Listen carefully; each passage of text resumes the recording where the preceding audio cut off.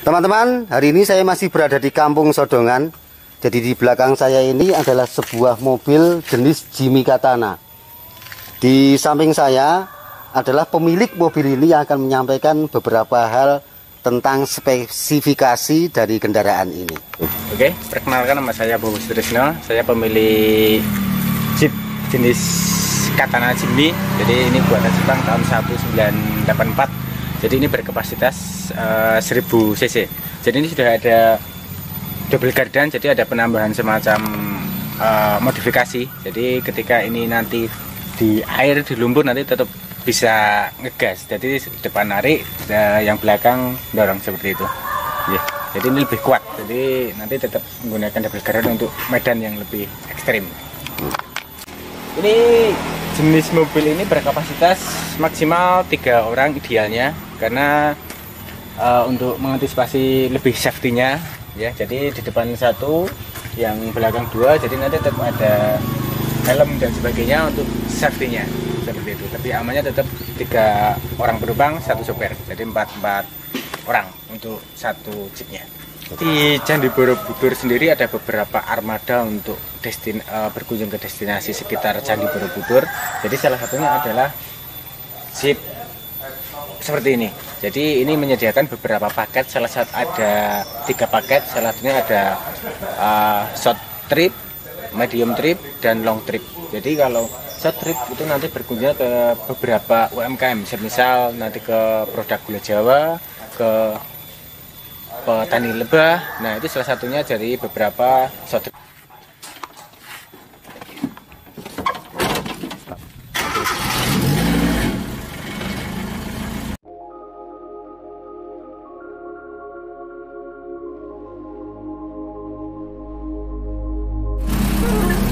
Ayo guys.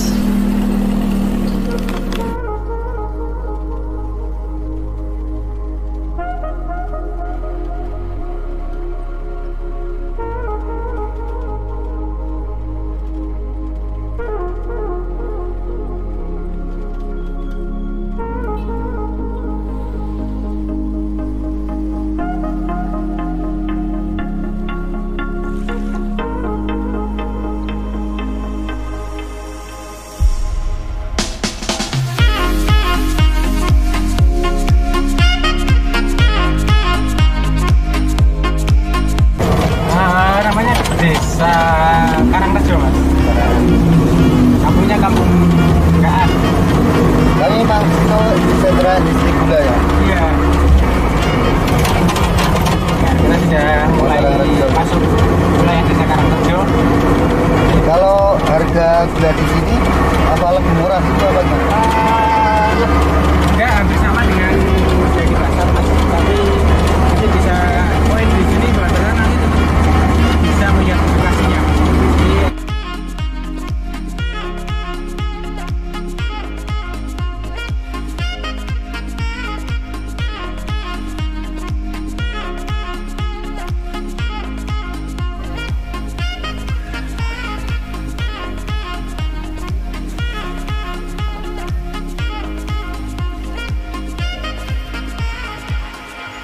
Disampaikan sedikit tentang lokasi ini. Ya, ini kita sekarang berada di satu tempat yang namanya Gubuk Kopi.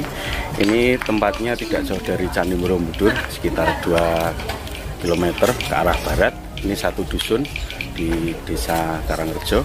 Nah, kita akan melihat di sini ada proses pembuatan gula Jawa Gubuk Kopi, karena ini juga ada gubuk-gubuk yang memang tempatnya cocok untuk ngopi. Kita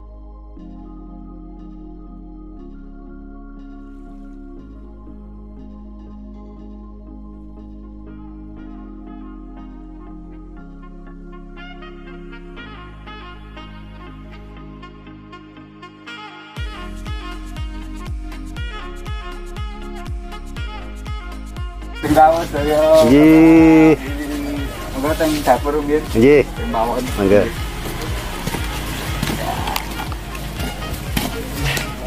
Monggo disampaikan sedikit tentang proses pembuatan gula Jawa, Pak. Jenengan asmane sinten, Pak? Saya Agus. Oke. Agus Gubuk Kopi. Nggih. Jadi proses pembuatan gula Jawa itu dimulai dari mana dulu, Pak? Oke, untuk pengenalan gula ya Bapak Ibu ya, Bapak ya. Untuk pengenalan gula itu tahunya kemudian cuman dari aren saja. Tetapi untuk gula Jawa itu kan banyak macam untuk bahan dasarnya. Tetapi di kampung kami ini bahan dasarnya diambil dari nira kelapa atau dengan juga dari manggar. Manggar ini bunga pohon kelapa namanya manggar. Kalau di Jogja biasanya dibikin sayur gudeg, tetapi di kampung kami khususnya itu diambil getahnya. Jadi caranya warga kami itu setiap hari mau nggak mau harus manjat pohon kelapa untuk mengambilnya sehari 2 kali, pagi dan sore. Pagi jam 7, sore hari jam 4 kurang lebihnya. Nanti sampai atas ketemu dengan bunga ini, manggar ini langsung potong ujungnya awalnya. Dia akan meneteskan getah nira, setelah itu nanti ditampung pakai namanya bumbung bambu. Bumbung bambu itu seperti itu contohnya. Ini ya. Ya, itu ini alat yang paling aman karena kalau pakai botol aqua atau deterjen itu bisa, tetapi nanti hasilnya cepat basi. Karena nira basi itu tidak bisa diolah menjadi gula, jadi gula ketok seperti itu. Jadi mau nggak mau harus pakai bumbung. Dan setiap hari harus tepat waktu jam 7 sama jam 4 sore, jam 7 pagi masang atau sambil mengambil untuk jam 4 sore harus diambil. Kalau 2 hari itu kenapa? Lebih dari itu, lebih 2 atau 3 jam akan cepat basi juga. Nanti cuma dibuang saja seperti itu. Jadi untuk proses untuk gula niranya itu seperti yang di belakang itu, bahan dasar untuk pembikinan gula itu seperti ini. Badek atau legen atau nira itu seperti ini. Dan itu diproses yang benar itu masaknya kurang lebih selama 4 jam. Selama 4 jam, 2 jam pertama nunggu berubah warna dulu, mulai dari nira yang mentah itu ditunggu dulu supaya berubah warna.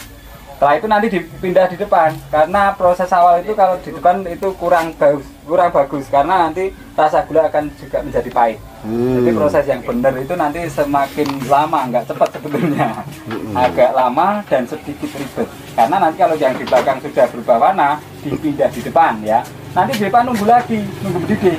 Setelah mendidih segera diaduk. Gitu. Karena syarat untuk mengentalkan nira ini dengan cara diaduk. Tanpa diaduk tidak akan bisa mengental. Seperti itu. Dan ngaduknya kurang lebih juga 1 jam hingga 1 jam setengah. Jadi terus menerus, Pak, ngaduknya? Terus menerus, tidak boleh berhenti karena kalau berhenti rasa gula juga kurang legit dan kurang manis juga, menjadi pahit juga, gosong gitu ya. Dan setelah mengental alat cetaknya juga harus pakai batok kelapa. Itu ciri khas khusus dari nira kelapa, itu harus pakai batok kelapa. Karena nanti untuk pemanennya, mengambilnya itu sedikit mudah, tidak lengket pada cetakan yang misalkan pakai bambu atau cetakan yang lain, itu nanti akan lengket. Tapi kalau pakai batok kelapa aman. Dan keringnya dapat, nanti hasilnya juga lebih tahan lama daripada dicetak pakai alat-alat yang lain. Seperti itu. Dan ciri khas rasa untuk nira kelapa ini manis, gurih dan ada asinnya. Tetapi kalau untuk perbedaan dari gula aren ya, kalau gula aren cuma dapat manisnya saja. Teksturnya sedikit keras, tetapi kalau nira kelapa ini agak lunak seperti itu. Itu ada campurannya enggak, Pak? Tidak, jadi murni saja dari mulai proses masaknya yang pasti harus pakai kayu bakar, tidak boleh pakai kompor gas. Itu di samping satu boros. Yang kedua, nanti rasa gurihnya akan hilang biasanya. Cuman dapat manis dan asinnya. Dicetak pakai namanya batok kelapa itu seperti ini. Nanti supaya apa? Nanti cepat kering juga. Gitu, Pak. Seberapa ukurannya, Mas? Ukurannya paling enggak itu kalau ini jadi 100 graman. Maksudnya seberapa ukuran batok? Ukuran batok rata-rata segini, Pak. Untuk untuk kedalaman itu? Kedalamannya seperti itu. Oke, monggo. Iya. Matur nuwun nggih. Oh, nggih. Terasan. Siap, nggih. Salam nggo Bapak. Oh, nggih. Itu. Nggih. Cetak gede, Pak. Oke. Ya, Sip. seperti itu. Setelah itu nanti dia 15 hingga 20 menit. Oke, taruh aja, ditaruh. 15 hingga 20 menit, dan hasilnya nanti seperti ini. Oke. Oh, Hasilnya gitu ya? Iya. Hasilnya seperti ini. Oke. Tuh. Tentang sejarah apa tempat ini? Oh, sejarah tempat ini itu awalnya kita di kampung kami ini penghasil gula Jawa. Jadi untuk meningkatkan ekonomi warga dan mengangkat potensi yang ada di kampung kami ini dengan cara ini, saya dan kawan-kawan sini, warga pemuda kampung kami ini untuk mengangkat yang namanya gula Jawa kelapa. Gitu, Bapak. Kemudian ada tidak dukungan dari pemerintah? Sangat, dari pemerintah desa, dari pemerintah kabupaten juga mendukung support untuk kegiatan yang sudah semakin lama semakin hilang seperti ini. Karena pengindustri gula Jawa, kelapa khususnya itu semakin lama semakin habis. Karena anak-anak muda kami juga jarang banget yang mau kan gitu. Jadi pertahan pun kita sudah oke lah, dalam arti seperti itu. Bapak. Untuk pengelolaan secara kelompok seperti apa nih Mas? Kita untuk produksi warga di kampung kami ini kita bantu untuk satu pintu, dalam arti gula Jawa yang ada khususnya di kampung kami ini tidak dijual di pasaran. Jadi untuk menjaga kualitas yang pertama, yang kedua untuk meningkatkan ekonomi warga sekitar seperti itu. Karena kalau dijual di pasar itu harganya sangat murah. Dan kita berencana untuk kita kenalkan dengan wisatawan yang datang ke tempat kami ini, itu hasilnya untuk harga itu agak bertambah seperti itu. Sugeng Enjang Mas. Sugeng Enjang, selamat datang, monggo Bapak. Nggih, rawuh sinara nginjil dulu. Bisa lewat nginjil karena sana juga agak penuh, bisa agak longgar di atas itu. Monggo.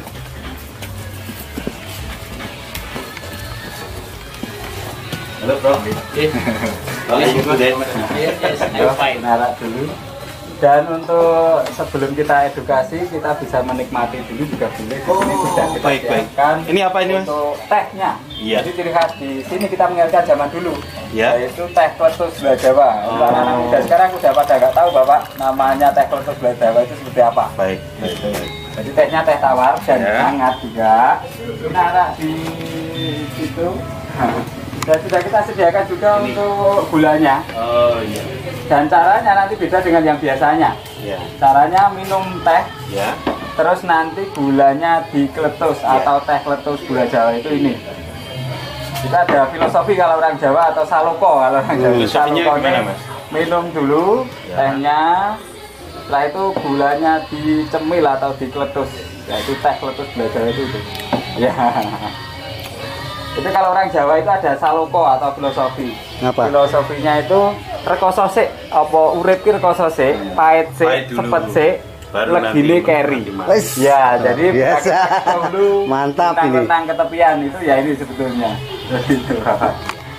Jadi kalau dicemplung, dicelupin itu kurang nikmat gitu untuk menikmati gula ganta ini. Oke. Waduh. Monggo. Ini tempat apa ini Mas? Di tempat kami ini juga selain bisa menikmati teh kletus gula Jawa, misalkan nggak ada yang nggak suka teh, itu juga bisa pesen kopi. Gitu. Jadi bisa request, tetapi adanya kita cuma kopi lokal sini saja, robusta saja. Jadi kopi robusta sambil manisnya juga pakai gula Jawa kelapa. Oke. Sip. Itu. Oke.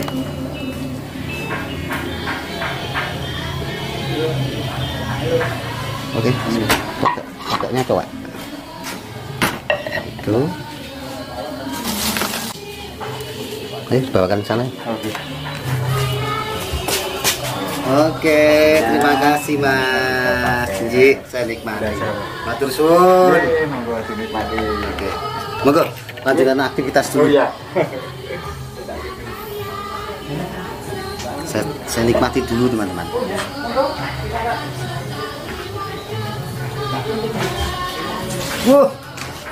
Mantap.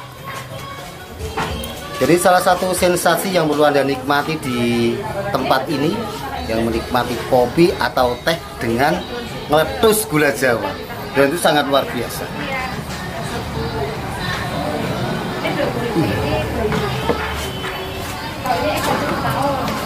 Oke, kita mau pamit, terima kasih banyak atas edukasinya, atas teh free-nya. Nah, terima kasih, ini pengalaman yang sangat berharga bagi kita. Terima kasih banyak atas kunjungannya, terima kasih banyak atas rawuhnya. Nanti kita tunggu lagi lain waktu. Siap Mas, terima kasih. Moga-moga. Ini setelah ini kita kemana ini Mas? Kita akan ke edukasi peternakan lebah madu. Jadi kita akan melihat bagaimana proses membuat madu yang dihasilkan langsung dari lebahnya. Nah, ini kalau di kawasan wisata Borobudur ini jadi satu edukasi yang menarik juga. Karena rata-rata orang hanya tahu, oh madu tawon, tetapi tidak tahu prosesnya bagaimana cara menjadi madu itu. Itu lokasinya di daerah mana namanya? Kita akan ke satu desa namanya Desa Tanjung Sari.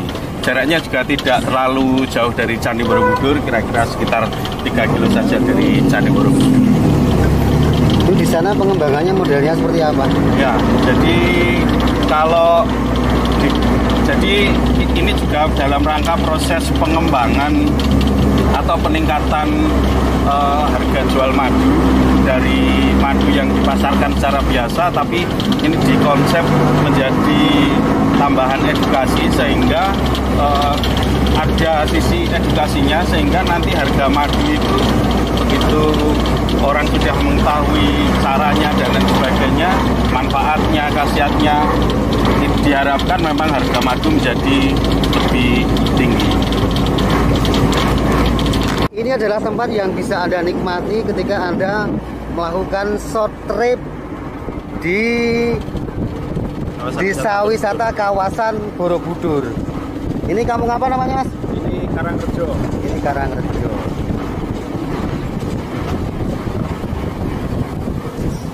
Di sini juga ada 2 spot. Ada balkones juga. Balkonnya yang menarik.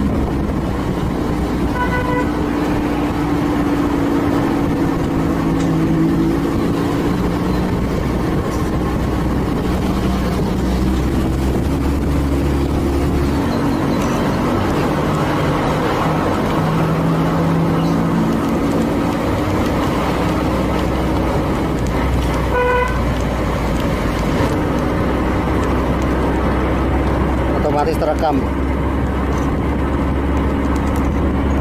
Tak syuting. Kita akan lewat satu balkon. Iya, lah duren. Ental ke? Tak sip. Kok baru ki adine lewat desa Grabah ngomong sih. Ndak wis tau ya? Wis toh? Oh, wis toh. Rasa ya? Oh ya wis. Udah deh malah spesial kok.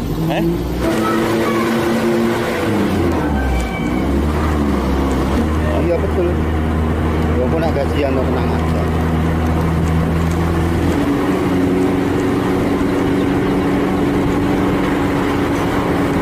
Mau ngapain ini, Mas? Ya, kita siap Dan. Kita lewat namanya Desa Grabah Klipoh Karanganyar. Ini salah satu desa di Borobudur yang masyarakatnya masih kebanyakan masih membuat gerabah. Jadi kalau dulu gerabah ini hanya dibuat sebagai alat masak ya, alat masak. Kalau sekarang ini sudah ditingkatkan menjadi sebuah kerajinan. Dan kita bisa lihat di depan itu adalah gugusan perbukitan Menoreh. Di sana banyak kisah-kisah perjuangan, terutama zaman perjuangan Diponegoro. Ini merupakan basis perjuangannya Pangeran Diponegoro. Adalah Bukit Menoreh di depan kita. Kalau kenal kabeh. Aku kan calon bupati, Mas. Ya udah. Itu videonya deloken Pomeno. Aduh.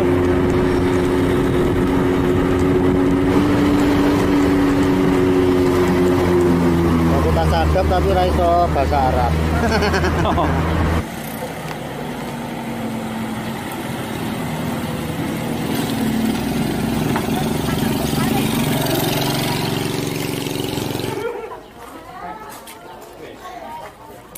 Ya, kita telah sampai di salah satu tempat. Ini dinamai Asfa Madu. Ini salah satu tempat tentang edukasi madu lebah. Nanti kita akan dijelaskan secara langsung, secara detail oleh pemiliknya. Oke, selamat datang di tempat Desa Madu. Sebelum melihat lebih lanjut tentang lebah, silahkan bisa cuci tangan. Jangan ikut. Oke, sip. Oke, lanjut. Nah, sekarang bisa melanjutkan dengan mencoba madu khas Menoreh, madu bunga kaliandra. Bentar, Pak. Memanennya gimana tuh, Pak? Oh ya, proses untuk panen madunya ya. Ini kan masih ada lebahnya ya. Lebah ini harus disingkirkan dulu, bisa pakai asap rokok dulu ya, diasapin biar lebah ini jinak, nggak terlalu agresif. Kemudian kalau sudah diasapin seperti ini, langsung diketrek aja di dalam kotak seperti ini. Diketrek seperti ini udah turun semua. Jadi nanti kan tinggal sarangnya. Nah, tadi kan yang tertutup lilin ini kan tanda-tandanya sudah siap panen. Nah, nanti yang tertutup lilin ini dikupas pakai pisau biar kelihatan cairan madunya. Kanan kiri juga sama. Nah, kemudian sarang ini langsung dimasukkan ke alat itu, ada alatnya ya. Ini.